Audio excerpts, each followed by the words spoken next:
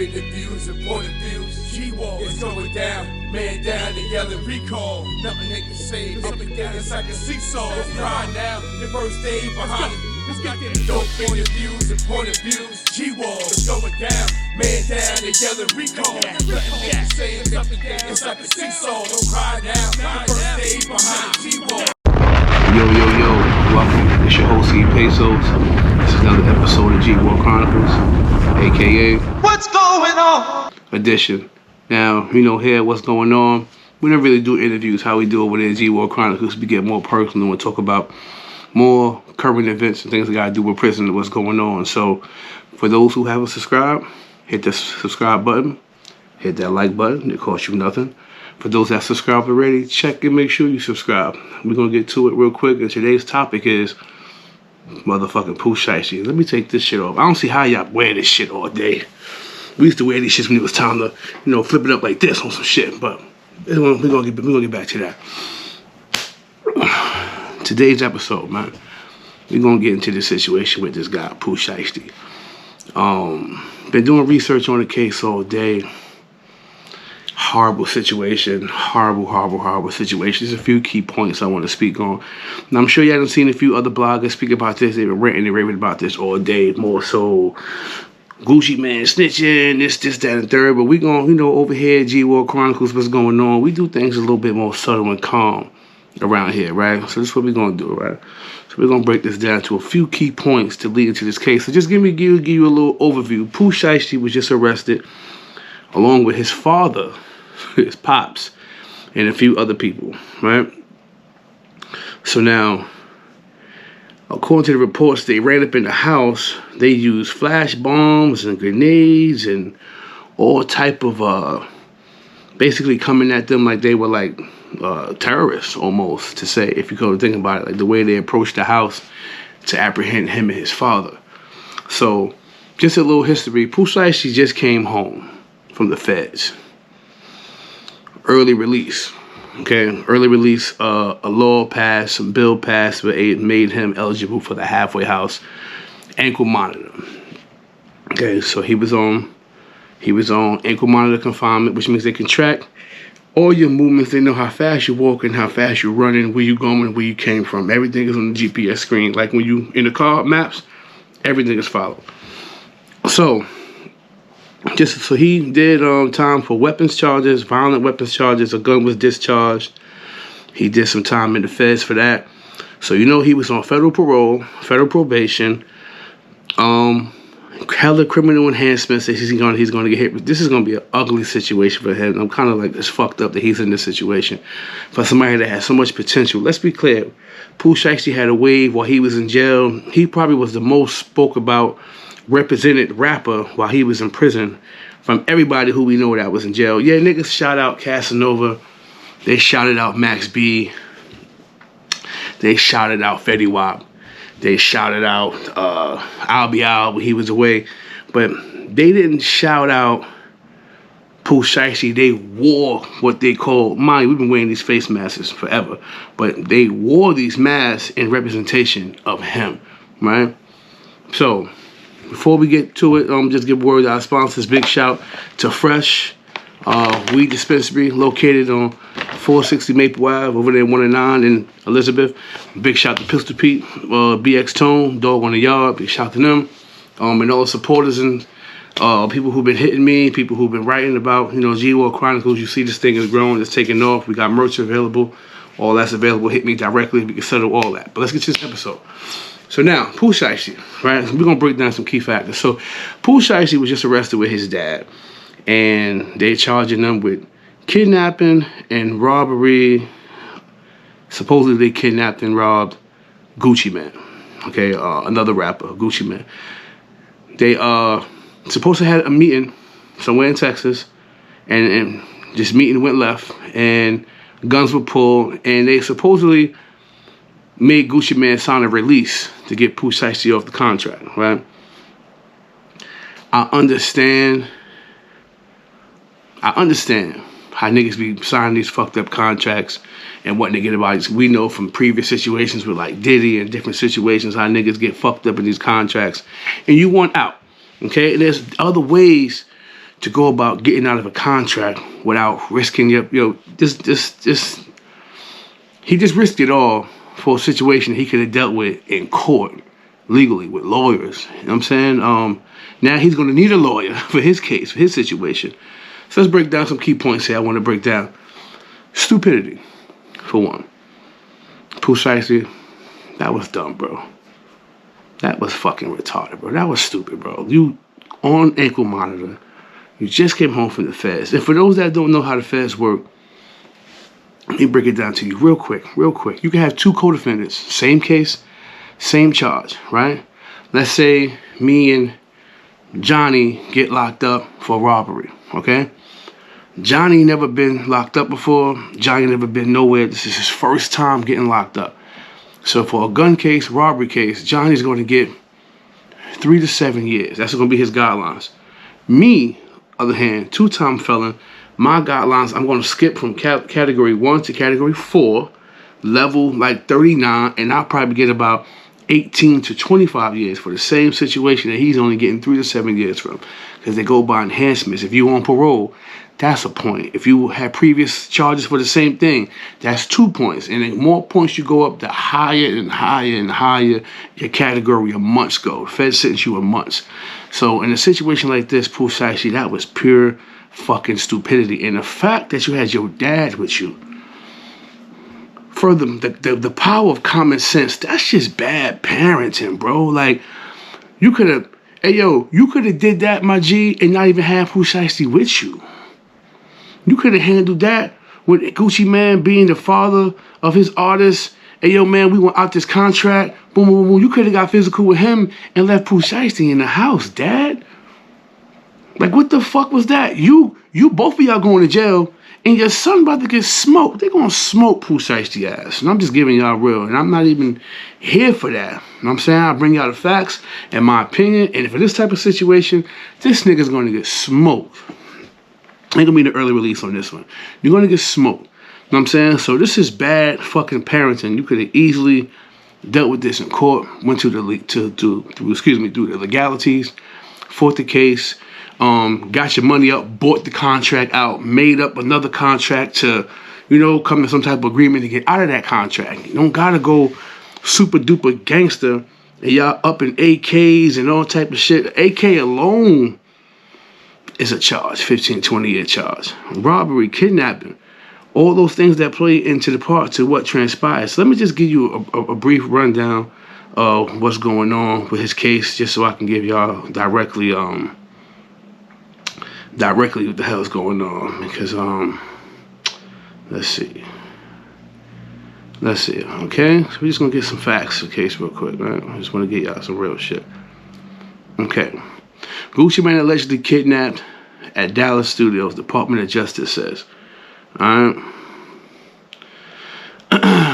This week, 9 individuals, including well-known music artists, was federally charged with kidnapping and robbery at gunpoint. Numerous victims at a music studio in Dallas, right? Lantrell Williams, that's Pooh Shiesty Jr., Lantrell Williams Sr., his father, Rodney Wright, a.k.a. Big 30, Cadrius Waters, Terrence Rogers, Demarion Gibson, DeMarcus Glover, Cody Johnson, and Darian McDaniel. All right, 1, 2, 3, 4, 5, 6, 7. You got 9 people who are about to get charged with robbery and kidnapping. Okay.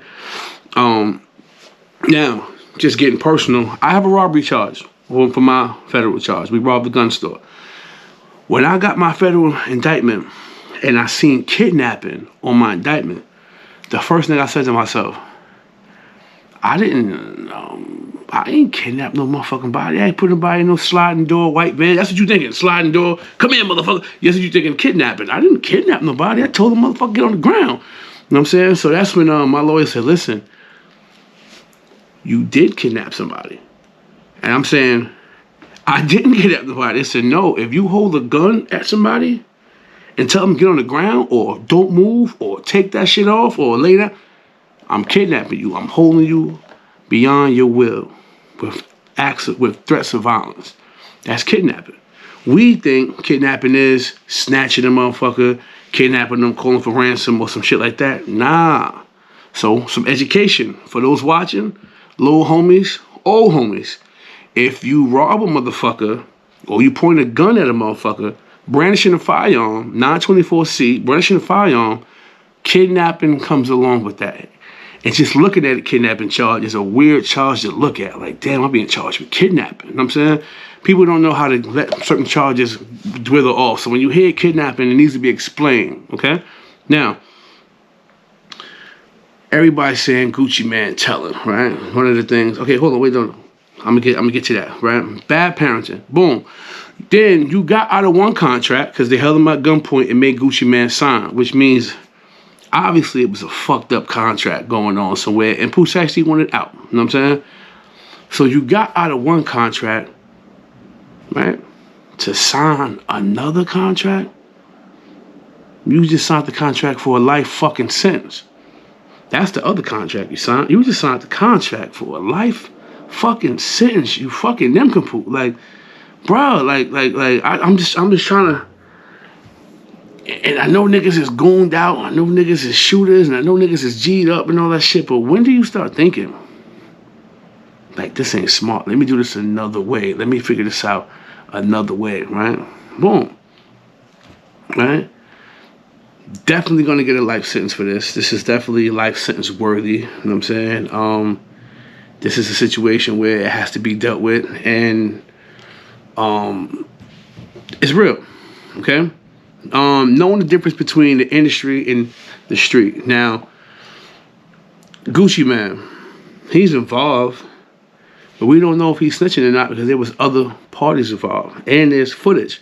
So Gucci Man might have been like, nah, don't say nothing, we gonna handle it, but it could have been another motherfucker, and being that Gucci Man is the bigger name on the indictment, it could be 5 other people involved telling or making a statement, but being the fact that Gucci Man was robbed and held, his name is the bigger name, so automatically you're going to assume and think that he's testifying or he's snitching. Regardless of what, we haven't seen no documentation, we haven't seen no statement from the Department of Justice with Gucci Man's name attached to it. So we're going to hold off on that. I tell you, before you put a bone on somebody, you gotta have the proof. Just because this person was there and his name is involved does not mean he's the one that talked. It could be another motherfucker snitching saying, yeah, he robbed him, me, and this is what happened. Okay? You can't have 8 people involved in the situation and point one person out for telling unless you got the paperwork. So once again, further information, y'all. Be careful with spreading rumors on snitching if you don't have the proper documentation. Okay? My next bullet point. Now, this nigga had potential. Like, the way they held this man up while he was incarcerated was bananas. The way they spoke about this man, kept this man music alive. So when he came home, I know a couple of months ago, a couple of weeks ago, it was like, all right, Pooh Shiesty home, everybody, you know what I'm saying, waiting for the music to drop. And you can't drop no music because you're in a bad situation with your contract, right? So, which all goes into, let's go back to this, you know, for your future artists getting in the game, excuse me, future artists getting in the game, make sure you have somebody who's educated read over that paperwork, read over that documentation, because it's very important, very imperative. As you can see, it can fuck up the rest of your life by not being on point with your paperwork. You know what I'm saying? Your contracts. Don't be fooled by the glitz and glam and some lights and some girls and some jewelry and automatically assume that that contract work in your favor. 9 times out of 10, no industry contract is going to work in your favor. Okay? I know that for a fact. When I was moving around in the industry, and I didn't make it too far, but from the places I've seen and things I've done, motherfuckers is out to jerk you. And it's on you to be educated enough to say, wait, hold on, no, I'm not signing that, or I'm not going for that, or I'm not doing that, or you're going to pay me for that, and I'm not paying for this. So you to you know, scope your own future in this game. Okay? So that's the key point we want to break down. Now let's break down the case. Robbery, kidnapping, weapons possessions. You just came home from weapon possessions and a violent crime. My God. Like, what happened to the days of the artist being the principal? Like, yo, you supposed to be pushed to the side. Like, you know what I'm saying? You don't gotta be the one putting on. You know what I'm saying? When we was moving around like that, if something transpired before I could even get aggressive and make a move, my niggas was ushering me to the back. Nah, bro, you could bail us out. We can't bail you out. You the artist. You the nigga that's getting to the bag. We gotta make sure we secure the bag. You're the bag. Secure you, get you to the venue, do the performance, get you out of there safely, right? Something gotta be done. You're not around, artist. You go, you disappear and let the goons handle that, and then you go write the goons a check, get the goons out of jail, and get the goons lawyers and take care of that. You don't gotta be involved. So we so caught up in this macho, this tough ass street shit that you chasing, bro. Your career is going nowhere when you sitting in the motherfucking prison cell. You know what I'm saying? Like being tough, being gangster, they ain't like being tough and gangster not even in the same category. But all that extra tough shit, when you breathe that energy gonna come back to you full circle. And there's always somebody out there that's willing to take a look at your G. That's willing to take a look at why you walk around like that. Why you think you like that? You ain't even like that. Okay? Everybody blood till you run into a real Crip. Everybody Crip till you run into a real blood. A nigga who don't give a fuck about nothing you got going on. You know what I'm saying? It's always somebody out there. It don't matter where they from. And I hear a lot of cats that you dismiss a nigga gangster because of where he from. Oh, he from Tennessee. He from Plainview, New Jersey. He from Gillette, New Jersey. He from upstate New York. What that mean? What a killer look like? What a gangster look like? What a tough nigga look like? There's no look to it. You know what I'm saying? But you got to get out of your environment and realize that, yo, like once you made it to that level of success, you got to chill with the gangster shit. You got to chill with the gangster shit. Look at everybody before you. You think that you gonna outsmart them people? The fucking technology, the cameras, the walking cameras, the dash cams, the porch cameras, the fucking cameras on your phone. Your phone could be off and locked, and you can access your camera without even having to put the password in. And then the people who upload the shit, you're snitching just as well because you uploaded the video for views and likes, and meanwhile you got somebody arrested. What the fuck is going on out here? You know what I'm saying? So this is what the purpose of G-War Chronicles is all about, because I want motherfuckers to understand that, bro, listen, jail, and when we tell these stories about jail, and you hear niggas say, yo, 12 years, 15 years, 18 years, 21 years, 24 years. I done interviewed over 400 years of people, and you stack on their years, my interviews come up to about 400, 500 years. And everybody jump off the porch, 13, 12, 13, 12, 11 years old, yearning for pops, and then you got your pops in your life. Hey, yo, my G, you supposed to guide your son and say, look, nigga, you got an ankle monitor on your fucking ankle. They know exactly where you at. You supposed to say, son, let us handle this shit. We're going to deal with this. I'm going to holler at this nigga, and we're going to handle the business. If you're going to keep it gangster, keep your son away from that. I'm on federal parole, pops. Dad? What the fuck, bro? Like, so that's just, it's sad, bro. It's sad when you see situations like this where they running up in somebody's mansion. You got a mansion, my nigga. Like, you in a mansion, you chilling, you got shit going on. Get your lawyers to handle certain shit, bro. Let the goons handle certain shit. We gotta get into that point of power. You fall the fuck back, man. I don't get it, man. You know what I'm saying? I don't get it. You know what I mean? And I'm gonna open up about some shit. Like, the other night I was out and about with my family, close friends, some people I'd never been around before, was around me and my entourage. We chilling. We walk into a spot in my hood, and I ran into a nigga who testified on me. He ain't testified against me, but he made a statement against me back in 2003. Now, I don't know if he was sent in my cell to get information or he was in my cell and went and volunteered information. Either way it go, a 48-page statement was written by this man about me, and I didn't know him. And when I ran into him, it was actually the night of my birthday. I was clean, I was fly, I had my family out with me, my people's out with me, I was Gucci. And when I saw him, immediately I wanted to get on bullshit. I'm gonna keep it 100 with you. I wanted to get on bullshit with him, right? But when I tell you I got a lot going on, I'm having real live grown man meetings. I'm having podcast network meetings. I'm having talks with some major people and I'm keeping things on the wrap because I don't want to speak on it yet, but it's some major things happening in my life right now. You know what I'm saying? And so I pulled him to this, come here, let me talk to you, motherfucker, come here. And I wanted to put my hands on him. But I said to myself, hey, if he told and he didn't know you, he definitely gonna tell now that he know you. It's cameras in here. It's people in here.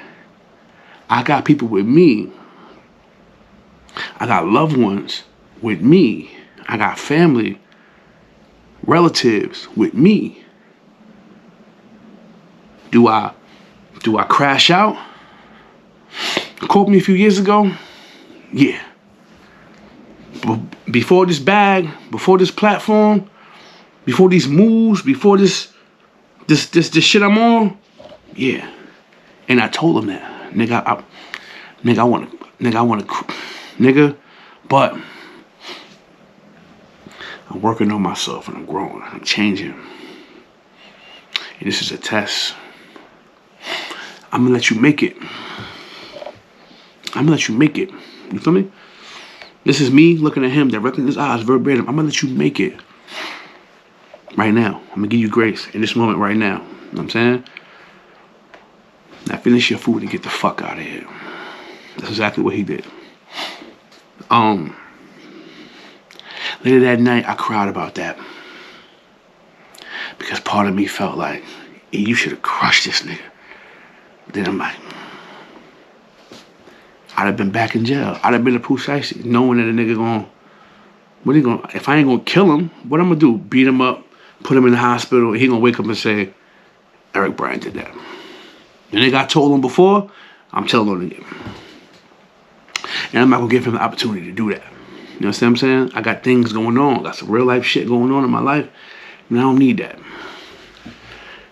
So I made a grown man decision and I decided to let that man make it. You know what I'm saying? I'm fully transparent, fully vulnerable right now in this moment. And I felt like, yo, man, am I pussy? Because I let this nigga. But I was a man in that situation. Because guess what? I made it home. I'm safe. Ain't no cops at my door. I let him know how I felt, face to face. I instill fear, face to face. I ain't no internet nigga. I ain't no typing nigga. I'm gonna pull up. And if I see you, I'm gonna address you. I'm not gonna hide behind no cameras and no typewriters and no phone. I'm gonna pull up. You know what I'm saying? And I felt good about my decision because I see growth in me. You know what I'm saying? And he should be happy that there's growth in me. Okay? Full transparency here. You know what I'm saying? I'm a host and the CEO of a major platform right now. I don't have time for that. Not running from shit, but I don't got time for that. And I'm just putting that out there because I want my fans and my viewers and my subscribers and my G-Wall Chronians to understand that every day is a battle. Every day is a struggle. This shit ain't made up. This shit ain't fictitious. This shit ain't easy for me neither. It's not easy. Walking this walk, staying out of prison. It days I get phone calls, yo, you wanna go fuck around with them? I could make a quick flip. Nah, because guess what? I know millionaires in jail. Niggas with 400, 500,000 sitting in jail and can't spend nothing but $500 a month. So how would that benefit me? My Tay called me and she can't reach me because I'm in fucking jail behind a nigga who ain't got no motion, got nothing going on. You know what I'm saying? So with that being said, I'm gonna close this shit. But free Pooh Shiesty. We're gonna stay on top of this. We're gonna if any paperwork come out, anything involving this case, I'm gonna touch on it. I'm gonna make sure I stay on top of this. The episode before this, the Big U situation, I'm waiting on more documentation on that. I'm going to stay on top of these cases. Like I said, G-War Chronicles, that's for the interviews and the jail stories and all that shit. What's going on is more personal, more up close, more so me directly, no interviewer, just me directly giving you the update on the current event and adding my input to what's going on and making it relevant to what the fuck benefits this platform. You know what I'm saying? So with that being said, I'm going to wrap this motherfucker up. It's your boy E Pesos, a.k.a. that nigga. You know what I'm saying? CEO and host is G-War Chronicles. Like I said, hit that like button, hit that subscribe button, tap in with the channel, hit your notification bell so you know when we dropping shit. And let's just keep it moving, man. You want merch? Like I said, hit me directly. We got pieces, we got varsity jackets, we got flight jackets, we got t-shirts, sweaters, hoodies. You can see the logo is here. We got shit popping, we got shit going on. It's your boy E Pesos, the CEO and host. Any questions, any comments, put it in the comment box. Let me know what your thoughts on this is. You got any input? You want me to tap on something directly? Hit my line, let me know what's going on. Till then, y'all stay free, stay safe. It's your boy E Pesos. Peace. Dicen que todos están sí, demasiado. Más gente vendiendo, más dinero corriendo, menos control. Antes había códigos, ahora cualquiera quiere entrar sin saber dónde pisa. Cuando el dinero llega rápido, también llegan los errores. Y los errores en la calle no se corrigen dos veces. Porque cuando el negocio se desborda, siempre hay alguien que no llega a contarlo.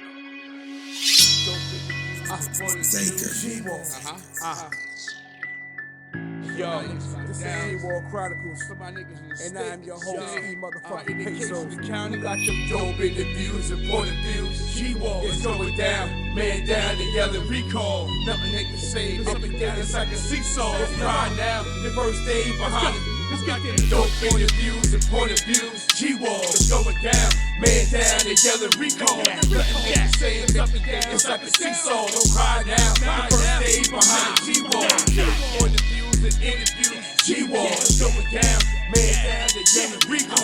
Nothing they can say, it's up and down, it's like a seesaw. Don't cry now, the first day behind it. G-War, it's the lowest bus ride I've been on. I can't get off. Thinking about the crimes I did, I'm still pissed off. Go up to the feds, homie, what can I say? What can I say? Constantly, I'm doing time anyway. I was caught in many ways. You know the streets talk. Niggas look before you do, before the heat spark. I should have been smart, but I reacted like a retard. I threw away my street dreams to live around the street walk. Like them dope interviews and point of views. G-War is going down, man down and yelling recall. Nothing they can say, it's up and down like a seesaw. Go cry now, your first day behind the G-War. Said we locked up. Same niggas, same faces, same old talk about the same old cases, same TV shows, same niggas know the same hoes, loud mouth niggas snatching ass and that's how it go. Who fucked up in these seals and stay struck, morning it I can't fuck, any day I'm about to bust, same day, same night, now I don't write, no money, no kite, out of my shit, out of sight, niggas bitchy, niggas stitchy, we got me in the top position, niggas up, nigga bitchin', trigger finger really itching, so many rats out, I had to tap out, they bring up in my safe house, I'm glad I got my safe out.